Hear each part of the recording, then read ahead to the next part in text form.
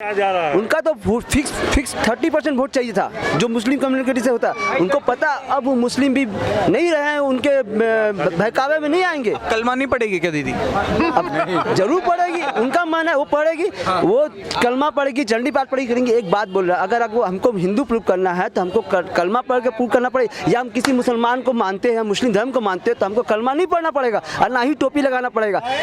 ये दिखावे का राजनीति है। ये दिखावा जा रहा है कि मैं आपके तरफ भी हूँ, आपके तरफ भी। वो कहते हैं ना, कहावत है, मैं तो आप ही के तरफ में हूँ। अरे यार, ये कौन सा आप ही तरफ? ये तो ये होना चाहिए। नहीं, मैं तो आप ही के तरफ में हूँ।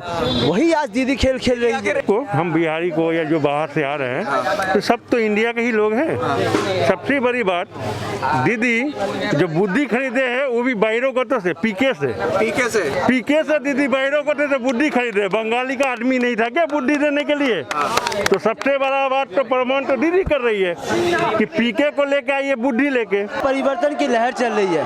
अगर टीएमसी के अनूप राय जी को काम किया होता अगर 10 साल तक, तो उनको ऐसे लोगों को मारना या बीजेपी कार्यकर्ता को मारना, हम जैसे मध्य हावड़ा के कार्यकर्ता को बहुत जोर से मारा जाता है, धमकाया जाता है। हम लोग कहीं भी मिছিল करते हैं, हमको पहले धमकी मिलता है। 2 दिन पहले हम स्टेज में बैठे होते हैं, हमको धमकी आता है कि आप लोग को उठा लिया जाएगा। तो अगर काम किया होता तो ये परिचय देने नहीं पड़ता। अगर काम किया होता तो अनूप राय से स्टेज बनाते और अपने स्टेज में आकर बताते कि मैंने 10 साल ये काम किया, मेरे पास ये रिपोर्ट कार्ड है।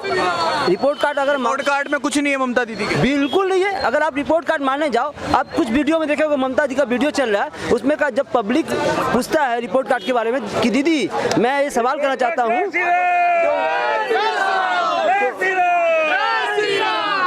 तो दीदी बोलती है ये आउटसाइडर है। आपने देखा होगा बहुत बड़ा बैनर लगा था, दीदी से पूछो। दीदी को तो यूपी बिहार वालों से खतरा लग रहा है। कह रहे यूपी बिहार से गुंडे लेके आई है बीजेपी, ऐसी बातें कर रही है। क्या कहेंगे आप इस पर? और आज वहीं पर ही योगी आदित्यनाथ और रवि किशन जी भी आए थे यूपी के ही। उनके नज़र में योगी जी गुंडे हैं, उनके नज़र में जय किशन जी गुंडे हैं, उनके नज़र में जितने भी बीजेपी के बड़े कार्यकर्ता जो भी MP MLA है वो गुंडे हैं। उनके नज़र में ये तो गुंडे हैं, बाहरी बोलती है।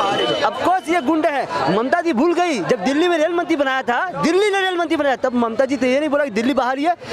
ममता जी अपना को प्रधानमंत्री बनाना चाहती है, देश का प्रधानमंत्री बनाना चाहती है, देश का प्रधानमंत्री। बंगाल का देश के बाहर में है। तब तो उन्होंने नहीं बोला कि मुझे को दिल्ली जाना है, प्रधानमंत्री बना। जब उनका सपना टूट गया प्रधानमंत्री बनने का, तो ये लोग बाहर के लोग, यूपी बाहर के हैं, बिहार बाहर के हैं, साउथ बिहार के हैं, नॉर्थ बाहर के हैं। तो बंगाल कहाँ का? बांग्लादेश का है। सेंट्रल फोर्स को बताया जा रहा है दीदी द्वारा कि ये RSS के प्लांटेड लोग हैं। सेंट्रल फोर्स बहुत अच्छी तरह जानती है, सेंट्रल फोर्स किसी के सहारे पे नहीं चलती है। सेंट्रल फोर्स बोल रही है सर, सेंट्रल फोर्स पूरी तरह से फ्रीडम है। आपने देखा होगा मोदी जी आते ही फोर्स को, आर्मी को फ्री हैंड कर दिया कि आपको जो रिप्लाई करना है बॉर्डर में करो। अगर वो एक मारते हैं तो आप 10 मारो, लेकिन आपका कोई रोका नहीं जाएगा। पर ये कांग्रेस के समय में नहीं हुआ करता था। वो सेंट्रल फोर्स अच्छी तरह से जानती है कि उसको क्या करना है। या मोदी जी का बात नहीं सुनेगा और ना ममता जी का बात सुनेगा। दीदी अब हरे श्यामा हरे हरे कर रही है। उनको राम के नाम से डर लग रहा है। उनके राज्य में राम का नाम लेना बैंड है। लेकिन अब हिंदूवादी बनती जा रही है। शांडाले गोत्र का बताया अपने आपको, फिर हरे श्यामा हरे हरे कर रही है। अपने आपको प्रूव करने की कोशिश करिए। अगर वो ब्राह्मण होती तो हर जगह चिल्ला कर नहीं बोलती मैं ब्राह्मण की बेटी, मैं ब्राह्मण की। मोदी जी ने तो वही बोला कि मैं हिंदू का बेटा। इतने साल से क्यों नहीं बोली फिर ममता बनर्जी? वही तो बात है ना, आज तो उनको वोट चाहिए ना। उनका तो वोट फिक्स 30% वोट चाहिए था जो मुस्लिम कम्युनिटी से होता। उनको पता अब वो मुस्लिम भी नहीं रहे हैं, उनके बहकावे में नहीं आएंगे। कलमा नहीं पड़ेगी क्या दीदी? अब जरूर पढ़ेगी, उनका मन है वो पढ़ेगी। वो कलमा पढ़ेगी, चंडी पाठ पढ़ेगी करेंगी। एक बात बोल रहा है, अगर आपको हमको हिंदू प्रूव करना है तो हमको कलमा पढ़ के प्रूव करना पड़ेगा। या हम किसी मुसलमान को मानते हैं, मुस्लिम धर्म को मानते हैं, तो हमको कलमा नहीं पढ़ना पड़ेगा और ना ही टोपी लगाना पड़ेगा। ये दिखावे का राजनीति है। ये दिखावा जा रहा है कि मैं आपके तरफ भी हूँ, आपके तरफ भी। वो कहते हैं ना, कहावत है, मैं तो आप ही के तरफ में हूँ। अरे यार, ये कौन सा आप ही तरफ? ये तो ये होना चाहिए। नहीं, मैं तो आप ही के तरफ में हूँ। वही आज दीदी खेल खेल रही है। किसकी तरफ है दीदी? तो यार पता नहीं दीदी को। मैं तो जहाँ तक जानता हूँ, हमारी तरफ ही होती तो बात ही क्या होती। बिल्कुल, वो प्रधानमंत्री बनना चाहती है, पर भारत देश का नहीं, बंगाल को बांग्लादेश, एक पूर्वी बांग्लादेश फिर से बनाकर उसमें प्रधानमंत्री बनना चाहती है। दीदी बांग्ला ना बंगाली का है, ना मुस्लिम लोग का है, ना हिंदू का है, ना ब्राह्मण का है। दीदी करप्शन का है। करप्शन का है। दीदी बिल्कुल करप्शन का है। तो बोलती है माँ माटी मानुष है मेरा गोत्र, ऐसी बात भी करती है दीदी। अरे ऑफ कोर्स उन्होंने जो भी मुद्दा लाया या जो भी पब्लिक बेनिफिट के लिए जो भी लाया ना, उससे उनके पार्टी के लोगों को 90% फायदा हुआ। आपने गूगल में देखा होगा, बॉबी हकीम 600% की प्रॉपर्टी उनका बढ़ गया लास्ट 5 सालों में। जावेद खान 300% का उनका प्रॉपर्टी बढ़ गया है।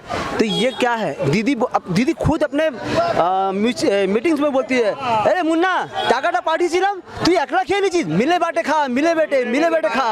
ये खुद बता रही है कि मैं करप्टेड हूँ, मेरे पार्टी के लोग करप्टेड है।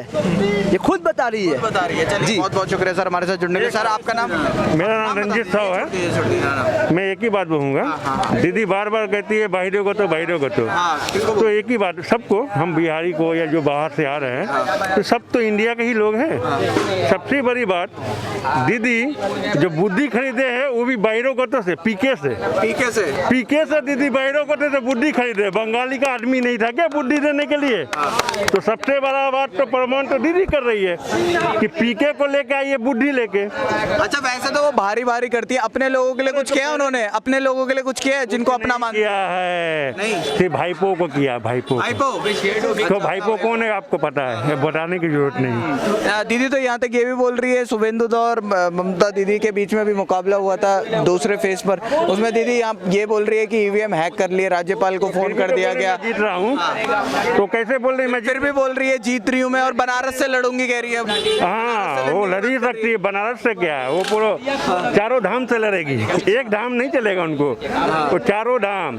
4 धाम क्या है? बोल रही है सेंट्रल फोर्स जो है वो आरएसएस के प्लांटेड लोग हैं, ऐसी बात कर रही है। हाँ तो इलेक्शन कमिश्नर देख ही रहे हैं ना। इलेक्शन कमीशन को तो बीजेपी का बता देती हैं, प्रवक्ता बता देती है। उनके लिए कोर्ट खुला हुआ तो बोली कोर्ट में जाएंगी, तो कोर्ट में जाएंगे, माननीय कोर्ट हमारा फैसला करेंगे। यूपी बिहार के ऐसा बोल रहे हैं कि यूपी बिहार के लोग यहाँ पर लाए गए, गुंडे लाए गए बीजेपी द्वारा। यूपी बिहार का मैंने पहले ही कह दिया, जब पीके को लेके आके बुद्धि ले लिए हैं तो पीके कहाँ का है? पीके बंगाल का है। अच्छा जो टांग टूटी है दीदी की, उसके पीछे क्या पीके का दिमाग है? तो बोलना कोई मतलब हम तो चाहते हैं दीदी जल्दी से जल्दी स्वस्थ होके खड़ा हो जाए, खड़ा होना देखना चाहते दीदी। टांग के ऊपर टांग चढ़ा रही थी दीदी। तो देखिए इसमें बोलना बहुत गलत बात होगा।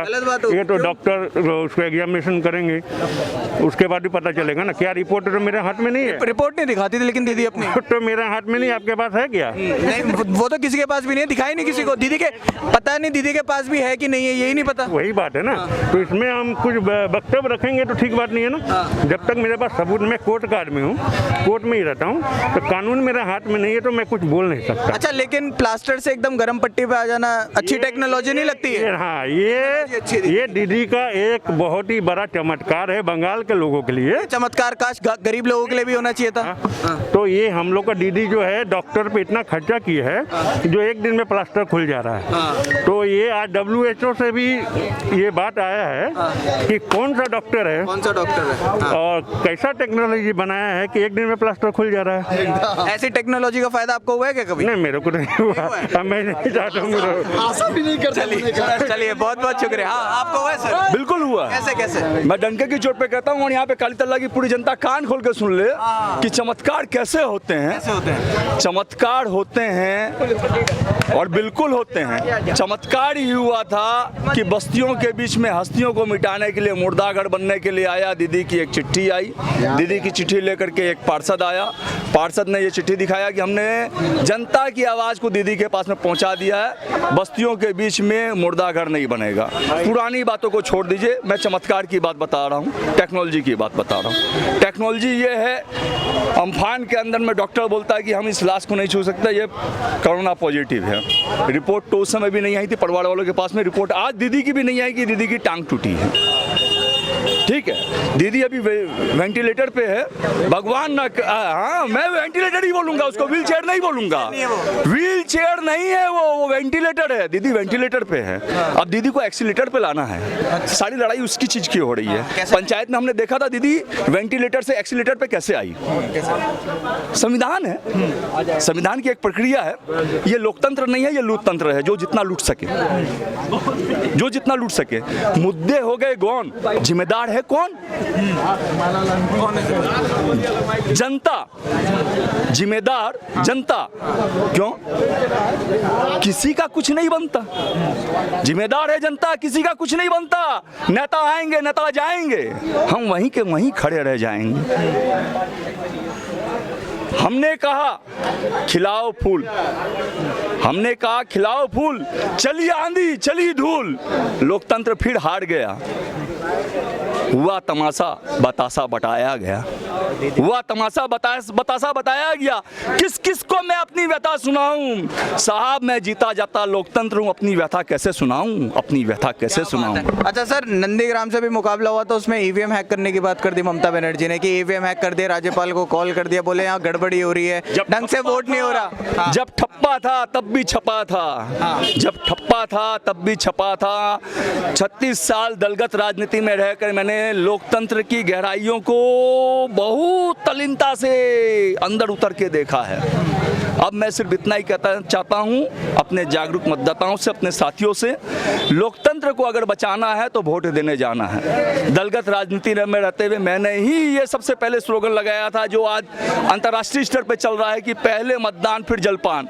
आप जब मतदान बोलते हैं तो मैंने उस समय मतदान को मतदान इस रूप में कहा कि मतदान की व्याख्या खोजने पे गूगल्स पे नहीं मिल रही थी, मतदान ही मिल रहा था। लेकिन मतदान नहीं है, वो मताधिकार है। दान दी हुई चीज पे आपका अधिकार नहीं रहता है, इसलिए मतदान को तुरंत संशोधित करके संविधान में एक शब्दकोश में लिख देना चाहिए मताधिकार। और जिस दिन आप अपने अधिकार को जान जाएंगे उस दिन लोकतंत्र की सही रूप में जीत होगी। आप चाहे जिस पार्टी को लाए, लेकिन लोकतंत्र जीतना चाहिए, लोकतंत्र जीतना चाहिए। चलिए बहुत बहुत शुक्रिया सर।